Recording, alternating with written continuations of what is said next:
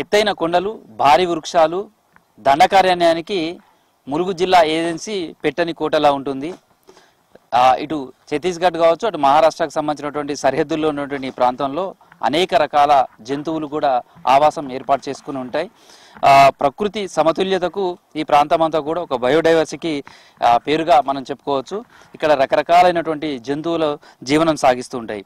అయితే ఇందులో చిన్న చిన్న కీటకాల నుంచి మొదలు పెడితే రకరకాల పక్షులు కావచ్చు, రకరకాల క్రూరమృగాలు, జంతువులు, పులులు, వీటన్నిటికీ కూడా నిలవైన ప్రాంతంగా ఇది ఉండేది. బటర్ఫ్లై సంబంధించి చూస్తే మనం బటర్ఫ్లై మన ఇళ్ళ దగ్గర చాలా కనిపిస్తూ ఉంటాయి. అవైతే 2-3 రకాలే కనిపిస్తుంటాయి. ఆ బటర్ఫ్లై చూస్తే పిల్లల నుంచి పెద్దవాళ్ళ వరకు కూడా చాలా ఆనందపడుతుంటారు. ఒకప్పుడైతే బటర్ఫ్లై కనిపిస్తే దాన్ని పట్టుకొని దాన్ని బొట్టు పెట్టుకోవడం కూడా ఒక సెంటిమెంట్గా భావించేవాళ్ళు.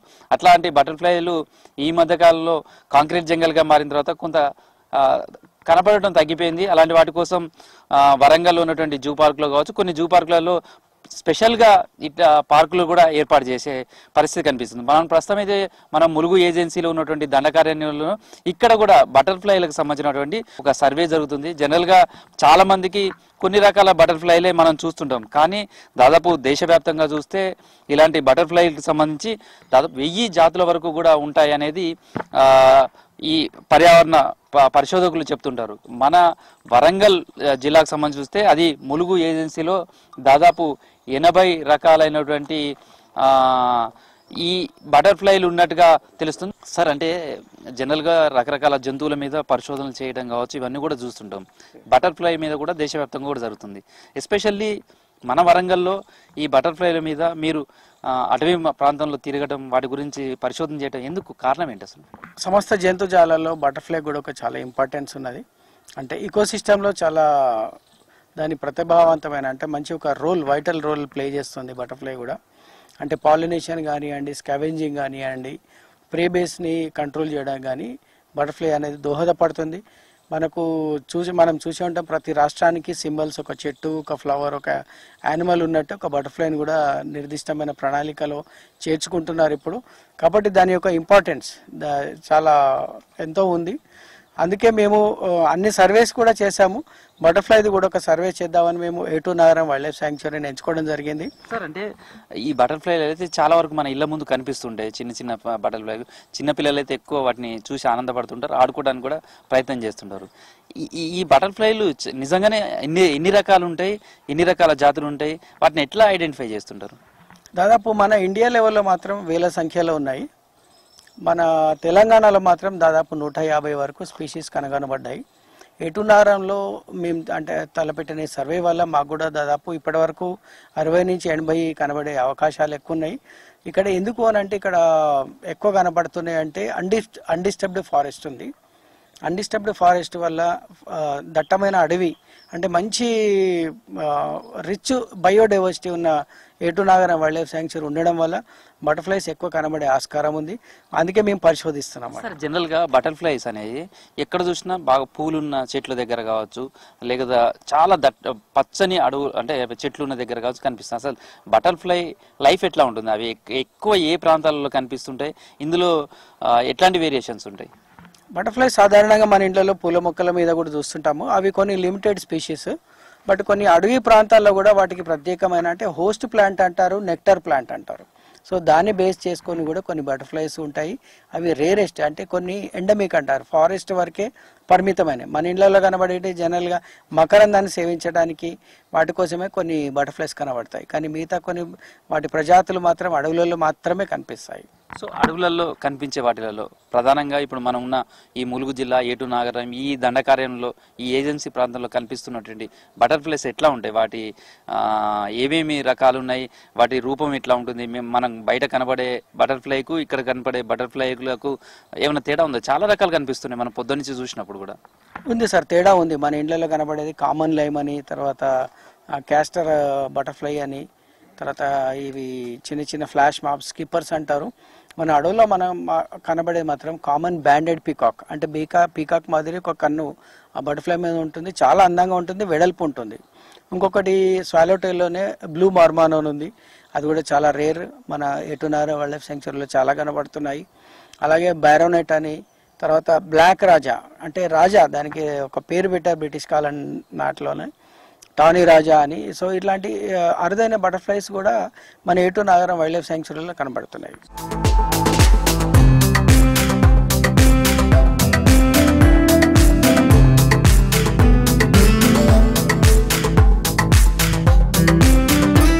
కొంతమందికి నేచర్లో గడపడం అంటే చాలా హాబీగా ఉంటుంది.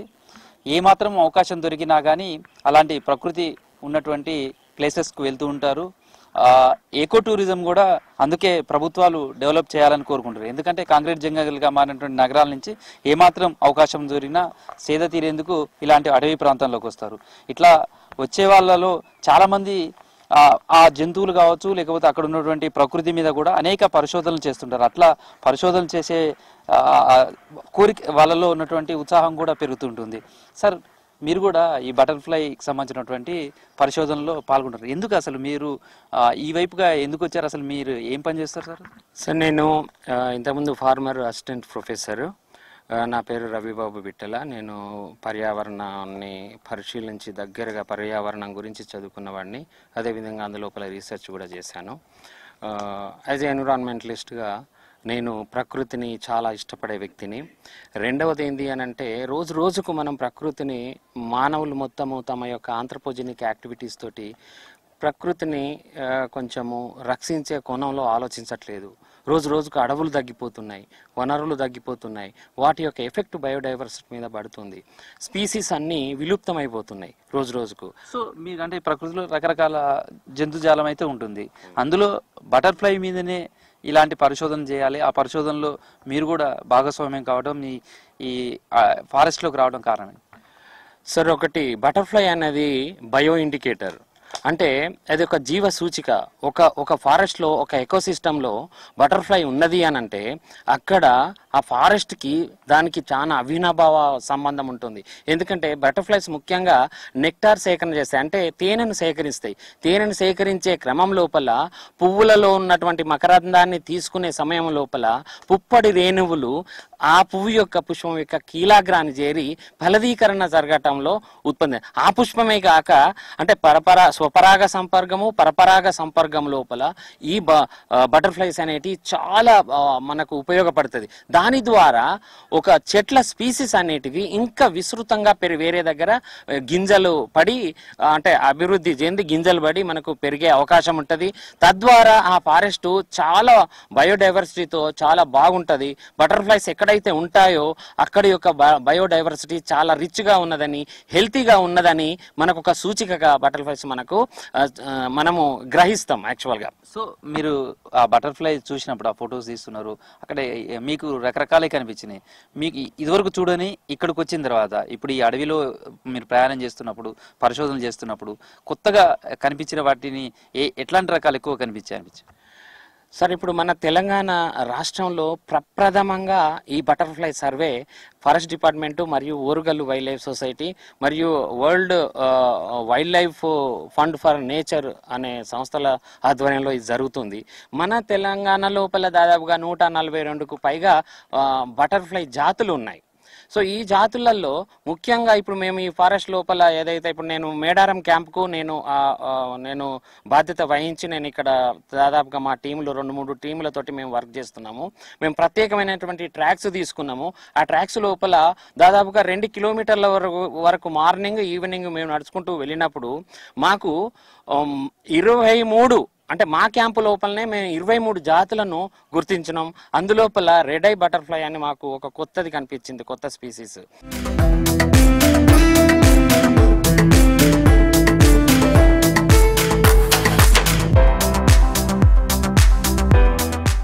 అందమైన రెక్కలతో మనసును ఆకట్టుకునే విధంగా కనిపించే బటర్ఫ్లైలకు సంబంధించి అటవీ ప్రాంతంలో కూడా అనేక రకాలు ఉన్నాయి అనేది మనకు ఇప్పటివరకు చూసాం.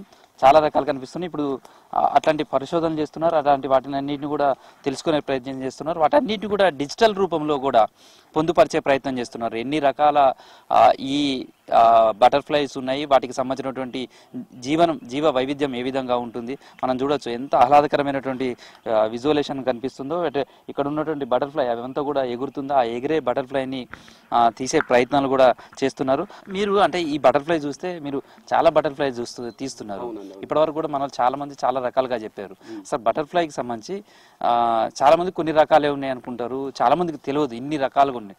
వీటన్నిటిని తెలిపే విధంగా ఎట్లా ఈ పరిశోధనలను ఫ్యూచర్స్ జనరేషన్స్కి అందించేందుకు ఎట్లాంటి ప్రయత్నం చేస్తారు? వాస్తవానికి అండి ఇది 2019లో ఓరుగల్లు వైల్డ్ లైఫ్ సొసైటీ అని ఒక గ్రీన్ స్వచ్ఛంద సంస్థను స్థాపించామండి. మా యొక్క ముఖ్య ఉద్దేశం ఏంటంటే మనము సమాజ సేవ కాకుండా పర్యావరణ సేవ చేయాలనే ఒక సదుద్దేశంతో అందులోపట ముఖ్యంగా సీతాకోక చిలుకలు, పక్షులు, జంతువులు, అదేవిధంగా అడవులను సంరక్షించే విధంగా అవగాహన కల్పించే విధంగా మేము ఈ యొక్క సంస్థను స్థాపించడం జరిగింది. అందులో ముఖ్యంగా మొట్టమొదటిసారిగా తెలంగాణ లోపట ఈ బటర్ఫ్లై అండ్ మాత్ సర్వేని నిర్వహించడం జరిగింది. వాస్తవానికి తెలంగాణలో మొత్తము కూడా 142 పైగా జాతులు సీతాకోక చిలుకలు ఉన్నాయి. సో అందులో 80 జాతులను ఒక ఏటూనాగారం వైల్డ్ లైఫ్ శాంక్చురీలోనే మొన్న మా వాలంటీర్లు, వివిధ స్వచ్ఛంద సంస్థలు, అటవీ శాఖ సంయుక్తంగా నిర్వహించి వాటిని కనుగొనడం అనేది జరిగింది. సో ఇప్పుడు మీరు వెళ్తున్నారు కదా, ఈ బటర్ఫ్లైలు ఇవన్నీ కూడా మీరు చూస్తున్నారు, వెళ్తున్నారు, ఫోటోలు తీస్తున్నారు, వీటన్నిటిని ఏం చేస్తారు? డిజిటల్ రూపంలో కూడా భవిష్యత్ తరాలకు అందించే ప్రయత్నం చేస్తారా? ఏ విధంగా ఉంటుంది మీ పరిశోధన? దీనికి సంబంధించినటువంటి రిపోర్ట్స్ ఏమన్నా తయారు చేస్తారా? వీటిని ప్రభుత్వం దృష్టికి తీసుకువెళ్తారా? ఏం చేయదలుచుకున్నారు? అయితే యాక్చువల్ ఏంటంటే దీనికి ఐ న్యాచురలిస్ట్ అనే ఒక యాప్ ఉంటుందండి. దాంట్లో మేము ఏ లొకేషన్లో అయితే బటర్ఫ్లైని తీస్తామో ఆ బటర్ఫ్లైకి సంబంధించినటువంటి ఒక జియో ట్యాగింగ్ అనేది అక్కడ జరుగుతుందండి. సో దానివల్ల ఏమైపోతుందంటే పలానా ప్రాంతం లోపట ఇన్ని రకాల సీతాకోక చిలుకలు ఉన్నాయి, ఇన్ని రకాల జీవులు ఉన్నాయి, ఇన్ని రకాల పక్షులు ఉన్నాయి అనేటువంటిది ఆల్రెడీ ఆ యాప్ లోపట ఒక డిజిటల్ రూపంలో నిక్షిప్తమై ఉంటుంది. అంటే ఇది పరిశోధకులకు, అంటే రీసెర్చ్ స్కాలర్స్ కానివ్వండి, పర్యావరణవేత్తలకు కానివ్వండి, ఇవన్నీ కూడా రేపు రానున్న తరం లోపట ఇక్కడ ఇన్ని రకాల జీవజాలం ఉంది, దీని పరిరక్షణ జరగాలనే ఉద్దేశంతో అక్కడ కొంత రీసెర్చ్ జరిగి వాటి పరిరక్షణ కోసం కొంత కృషి అనేది జరుగుతుంది.